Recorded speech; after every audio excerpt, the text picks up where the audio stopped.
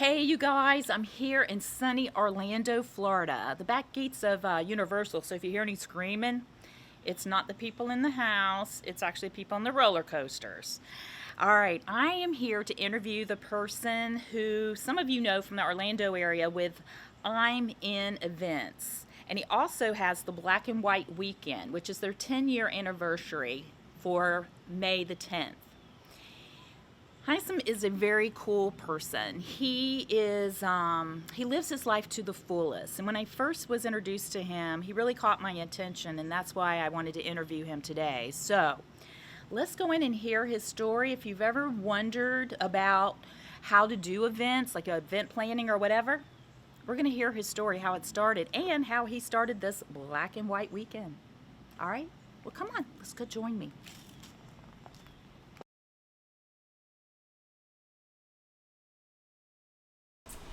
Hi everyone. I'm here today to have a beautiful interview that I think that will really kind of rock you guys a little bit. I don't know if you know anything about events and how to have event planning. Something that I've always kind of had an interest in, and so today I'm here to interview Heissam Jebailey, who is in I'm In. And if any of you from the Orlando area have ever seen any of his events, I'm In. That's how I first met you, is I got invited to one of your events. And I wanted to go because it sounded like a big, that's so clever, the marketing behind it. Of course, everyone's invited, so. That's why I love it. It is. It's just wonderful. So we're going to jump right on in with this. Tell us a little bit about how you got into doing this type of event planning. And yeah, let's just start sharing from there. Sounds good. So, I'll start with my parents. My parents were born in Lebanon, and my mom and dad, and then they moved to Canada, had 4 kids. I have an older brother, older sister, younger brother. And then from there, when I was 5, they moved to Orlando, Florida for business and for the weather. They're not big fans of the cold weather. So, we ended up coming down here, and we all went to grade school, high school, and college. I'm a UCF graduate. Go Knights! And I graduated in 2000 with an advertising and public relations degree. Okay. And I got my business start running a school newspaper called the Central Florida Future. It was a publication that went out to all the students, faculty, and staff at UCF. And ended up purchasing it from the previous owner with a business partner of mine by the name of Brian Linden, and together we had built it up over many years and ended up selling it to a big corporation, and from there invested in real estate and got more into real estate sales. I'm also a real estate agent, but my passion has and most likely always will be events. I have a passion for bringing people together and showing them the time of their life, which a little bit later we'll talk about why that is the case. And I've been having events ever since really I can remember at 16 years old, and spending summer with my parents in Lebanon. At the end of every summer, my father and I would go knocking on all the doors of all our friends and family and inviting them over to our chalet up in the mountains to do like a goodbye party. So I remember at 16 years old we did that. We had like 100 friends and family over and had a great time, and been doing it ever since. That sounds like a lot of fun. I've always had an interest in how people do the event planning. I'm not so sure I would be that good at it, but I've always been very fascinated by that. There's a lot of planning that goes into it. Tell me, what is your daily routine with trying to put something together? Planning, yeah. So I do a bunch of networking events and charity events. Obviously, most notably is our Black and White Weekend that we do every year. This year we'll be celebrating our 10-year anniversary and reunion. But I think I started in 2010 is when I put together my very first event. And I just reached out to everybody I knew and asked them to come out and support me and support what I was doing. So it starts with who you know immediately that can come out and support you. And then from there, I just built over time, over the years, building more relationships, meeting more people, going to more networking events, kind of explaining who I am and what I do and how it benefits people. I'm all about showing people a good time, but if I can benefit someone or anyone in any way, that's what I love to do. And I do feel like our events have done that and will continue to do that for a long time. That's nice. So you really like your events to have meaning behind them. All of them have some sort of meaning. No matter what, you can always get something out of it, because you never know who you're going to meet, you never know which friendship you're going to build, you never know which business you're going to come in contact with that can help your existing business, and it just goes full circle every single day, every single week, every single month, every single year. It's constantly meeting people and networking with people, and how can we help each other, you know? That networking is so important. It is. People don't realize, I think, with all the social media out there, which social media is really big, I think at the end of the day, it's really word of mouth and your reputation and who you are and what you stand for. And people will get behind you if you're a good person and you're doing good things. Okay, I agree with you too, because I know that in my own, with launching this talk show, has had a lot to do with the people that I know through networking that have reached out to me and wanted to help. So it's amazing how people want to help. That's what I've learned in life, right? People, Absolutely. if you ask someone, there's people that want to help. Especially if it's for a good cause too, you know? Oh, absolutely. And it has meaning behind it, of course. Oh, absolutely. So you have to be pretty disciplined in your days with planning, and I'm sure do you have a team? Yeah, I have a wonderful committee that helps. The charity I support is Base Camp Children's Cancer Foundation out of Winter Park, so they have a lot of volunteers as well that helps also.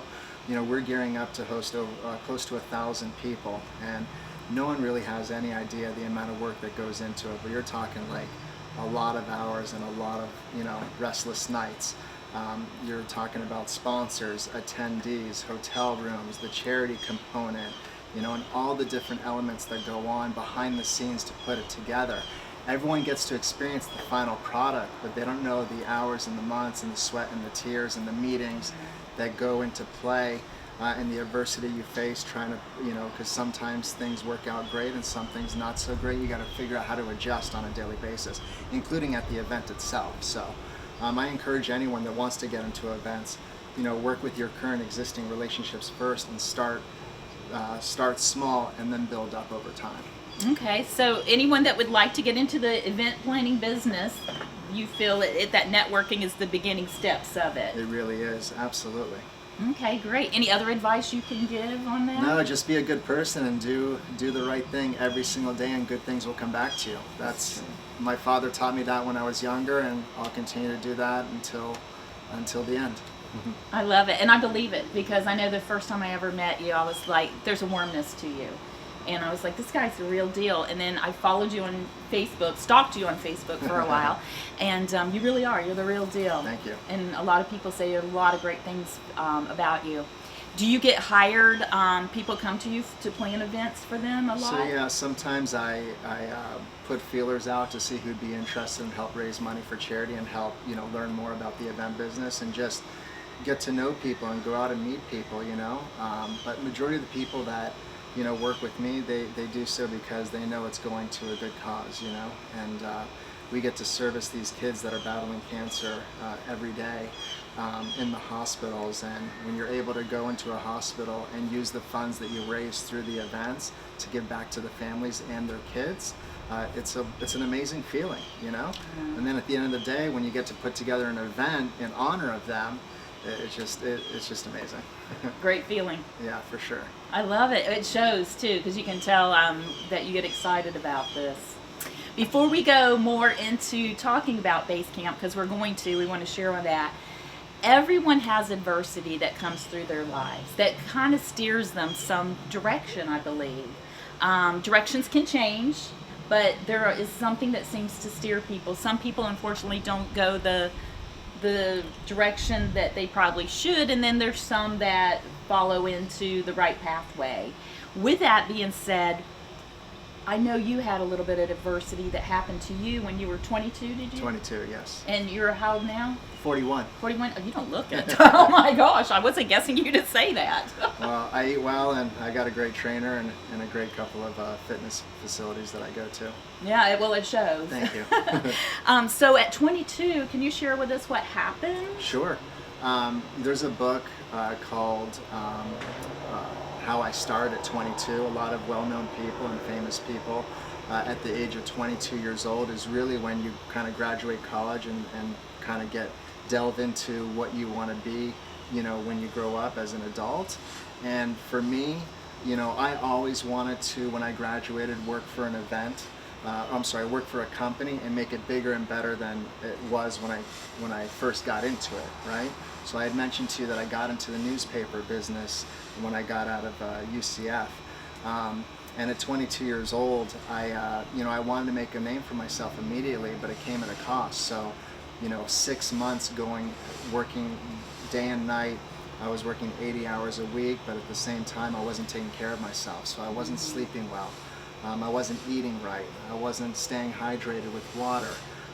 And there were like a couple other things that I was doing to myself that no 22-year-old should be doing. And unfortunately, it got me really sick. One day I was feeling fine, and then the same night I ended up collapsing in the middle of an RDB Sportsplex in Lake Mary. And I woke up with a 105-degree fever. I ended up going to the hospital, and they took x-rays and noticed I had walking pneumonia. And they sent me home on a Z-Pack, if you can believe it, thinking that that was going to fix it. Well, 5 days later, I begged my mom and dad to help me because I didn't sleep or eat 5 days straight. I didn't go to work, and I never miss work because I'm very passionate about what I do. And then when I went back to the hospital, they took another x-ray, and I ended up with full-blown pneumonia, almost cutting off my oxygen supply. And that's when the pain started. So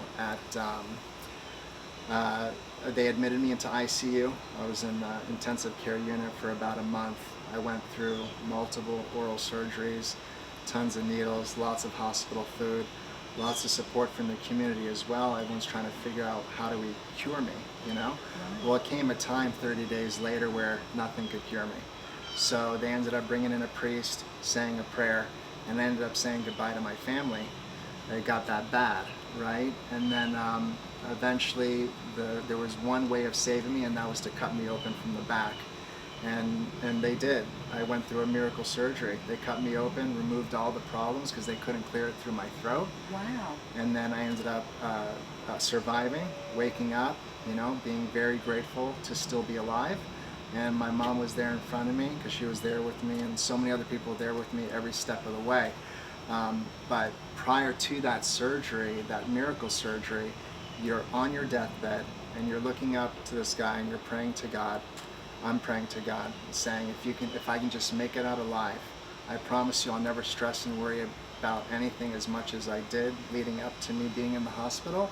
And I'm going to teach people and show people the way of having a great time, enjoying their life, taking care of themselves and their bodies over the course of time, and having them enjoy life like I did. Because when I got out of that hospital incident, I ended up still working hard, but not as hard. Made a name for myself, did really good things for the community, and then that's when the event started. Black and White started in 2010. I envisioned black and white colors in my hospital bed, and that's how Black and White started. And 2010, 10 years after my surgery, was the first opportunity I had to put together an event and bring people together to thank them for being there for me 10 years prior in the hospital.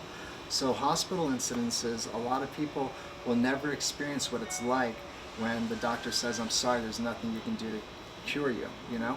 That was 20 years ago, so I'm doing better now, but you know, it's something that's going to stick with me forever.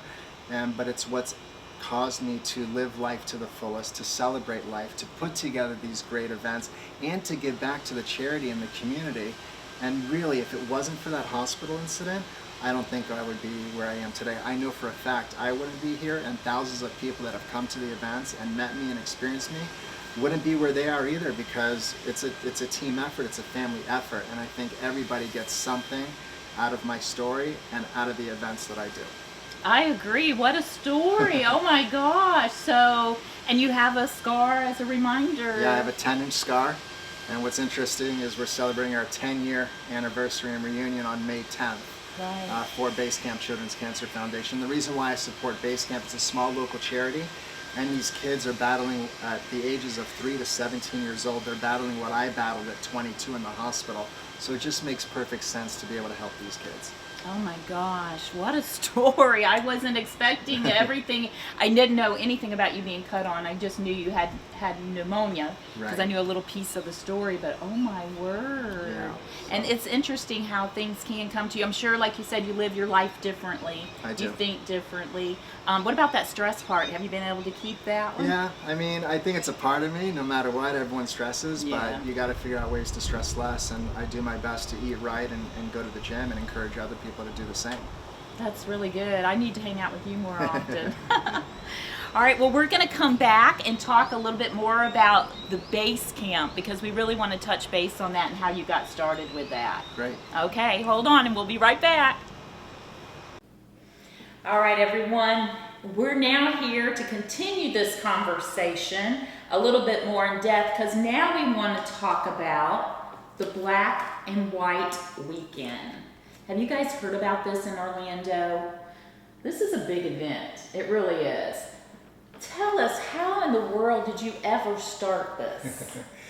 Well, we had talked earlier about my hospital incident, envisioning black and white colors, and in 2010 I wanted to put together a party so big and invite everyone that I knew at the time that helped me through that hospital incident to come together dressed in black and white and just have a great time together, networking, socializing, dancing, and put in a little bit of entertainment as well to keep people engaged. And that was the first year, and then it ended up being a second year. And the third year, I wanted to give back to the community because I knew this event could really take off, and I wanted it to be for a good cause. So at the time, I used to own a Menchie's frozen yogurt in Winter Park. Oh, yeah, I love Menchie's. Yeah, I did that for 3 years, and then a family friend introduced me to a girl by the name of Rachel Perez. And she's one of the representatives with Base Camp Children's Cancer Foundation. And I'm a big fan of giving back to smaller local charities that I know need the money and the awareness more than the big wigs that get a lot of money in a lot of different ways. So, and I just really love the foundation and what it stands for, and the ladies that put it together, Terry, the president, Cindy, the vice president, and Rachel. These three women, every day of their life for many, many years are giving back to these kids and supporting them in the hospitals. And I wanted to do that too. So we added Base Camp Children's Cancer Foundation to Black and White Weekend. Ended up becoming a third, fourth, and fifth year. And then 6, 7, 8, 9, and now we consider ourselves to be the largest black and white weekend for charity and wellness in the world. There is nothing like this event anywhere in the world, and the reason is because it lasts an entire weekend. The event will be celebrating our 10th year on Friday night, May 10th. So imagine 1,000 people dressed in black and white, and it's at the Rosen Plaza Hotel, where anyone that goes can stay the night if they want to.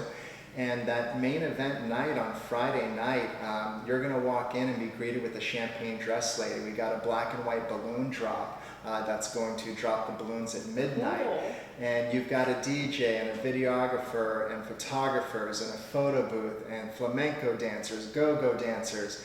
When you walk into this event, you're going to be wowed, and you're going to know that at the end of the day, the money we raise is going back to support these kids with cancer. So when you bring people together, you're giving back to the charity, and you're having the time of your life. That's what I'm In is all about. And it doesn't just stop there. Saturday, the following day, after the main event, is an all-day pool gathering. So we're there at the pool talking about the night before, and then at that night, it still doesn't end. We end up going to Point Orlando across the street, and we end up having a nice little after party, after hours event at the Blue Martini. And most likely this will be the last year that it lasts all weekend. I think if we continue this into year 11, we want it to be one big event on a Saturday evening. But as it stands right now, Friday night, May 10 is the night to be at this event. And all the information with tickets and sponsorships and hotel rooms and everything like that is at blackandwhiteweekend.com if anyone is interested. All right, great. Well, I'm hoping that you're going to have a 11th year of this because that's fun. And I think the weekend part of it, I know that cost-wise that may have to change down the road or whatever. But I kind of like that whole weekend feel of it. I think that that's something people probably, if they can't make it to the actual event, they can come to the other. They could still come, yeah, but it's one ticket price for the entire weekend, and it's only $45. That's the other cool thing people don't realize. They think it costs hundreds of dollars to an event, to attend an event like this, Right. and it's $45. It's one ticket for the whole weekend, but we do ask everyone to come Friday night, May 10, because that is the main event, you know. Right. And if for whatever reason they get a ticket and can't make it, then they're more than welcome to come to the pool gathering the next day. But they're going to regret what they missed the night before. Yeah, I can be sure of it. I know people will be talking about the fun, and you'll be missed out. You'll be going, I don't know what they're talking about. Well, they'll see it. They'll hear it for sure. That is so cool. I love how you took this into a celebration of your own life and then found an event like the base camp for the children with cancer to combine with that, because it's not, you didn't make it all about you. No, it's really not. You know, maybe in the first year it might have been, because I wanted people to celebrate the fact that I was still alive, and now I celebrate the fact that everyone is here on this earth with me, alive and well. And a lot of people go through stresses and worries every day. This is the one weekend where they can put it all behind them and just really enjoy life to the fullest, and that's what I'm all about. You seem like the type of person who really does try to live life to the fullest. I do now, because you know, you only live once, and I almost passed away once, and I want to make sure that the next time it happens that I look back at my life and say that I lived it to the fullest, and everyone that came along for the ride with me did the same. I love it. What a great story. Oh my gosh. So, if you haven't got your tickets yet, it's Friday, May the 10th. And again, tell me where do they go? You just go to blackandwhiteweekend.com and purchase the tickets before we fill to capacity again. It sounds like a really fun event. And I know I haven't got my ticket yet. We've talked. You got time, don't worry. Yeah, we're still working on it. My little busy schedule here, but I'm going to try to make it. That's for sure, because I know it is a lot of fun. I know I've been to similar events. There's another event like this in Orlando. Yeah, there's so many out there. You Yeah. know? And we're just grateful to have the support that we do. Black and White Weekend wouldn't be possible without supporters like yourself and our sponsors and our charity members and the committee. Thank you guys so much for being a part of this. Great. This has been a wonderful interview. Before we end this interview on a happy note, this is your platform. Is there anything you would like to share to encourage others with going out, living passions, dream, living their life to the fullness? Sure. If I were to recommend just one thing, is just be a good person every single day to everyone you come into contact with, because you never know when you may need their help and support in return. And if you ever need my help or guidance with anything, I'm more than happy to be there for you as well. And how can they locate you? Just go to Facebook, Heissam Jebailey, go to my fan page, I'm in Events, go to Black and White Weekend, go to I'm in Real Estate, or Google my name, I'm in, and I'm sure you'll find me on there as well. You will, trust me. When everybody first told me about him, I had to do that. I'm like, I'm in, and you came up like amazing. I'm like, I need to find out who his marketing people are. That was great. Well, thank you so much. This has truly been a wonderful interview. And you know, emojis pretty much these days describes how we're feeling, right? And I know I'm feeling pretty happy. Are you feeling happy? I'm feeling pretty happy. We're gonna put on our emoji faces right now. And I'm feeling great. How are you feeling? He's in the 10. Good. I'm in the piece. Hey, you guys.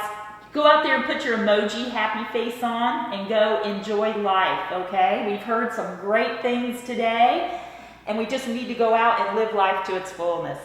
Until next time, peace. Amen. Are you?